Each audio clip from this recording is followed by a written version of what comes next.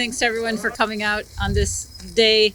I am very happy to be here. Thank you, Mr. Minister, Deputy Minister. I'm really delighted to be here with Deputy Administrator Coleman, a long-time and strong supporter of Ukraine, to see this turbine generator here in a place where it's going to be used and going to be giving power to up to 100,000 people. As we salute the soldiers and the heroes on the front lines, I also want to say a very big thank you and acknowledgement to all of the engineers and the technicians that are working to keep the energy grid up and running. And it is still up and running. Together with USAID, the Department of Energy, and other parts of the US government, we are working day and night to bring together supplies and equipment to also support your energy grid.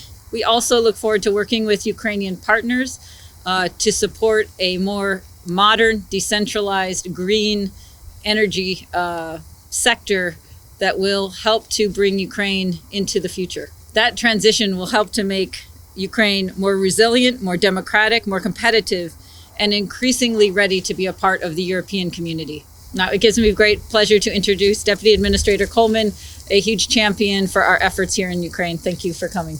Thank you so much, Ambassador Brink, and also thank you, Minister Halushenko. It's really a pleasure for me to be here. This is my first visit to Ukraine, but as Ambassador Brink mentioned, I have been spending a lot of my time on Ukraine for more than a year prior to the invasion, really helping get our government ready and get our partners around the world ready for what we feared was coming. And when Putin made the terrible and tragic mistake on February 24th to further invade Ukraine, bringing so much destruction and misery around the world, he made a terrible decision in so many fronts, but in the most important way, he just simply miscalculated on the basic resolve and strength of the Ukrainian people. People around the world have been inspired watching Ukrainians dig deep and show their resolve. Farmers wearing flak jackets to plant their fields.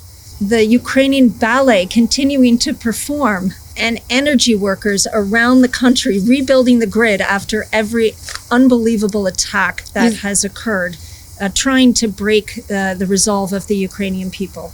Last fall, USAID announced $55 million to help shore up the energy grid here in Ukraine.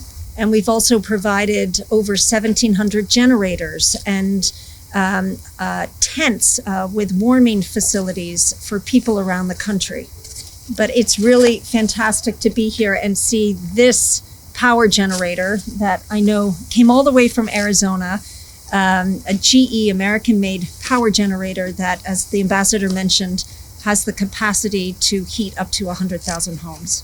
And pending confirmation from our Congress, we have hundreds of millions of dollars more in resources coming to Ukraine to help repair and strengthen and modernize and help decentralize the Ukrainian energy grid.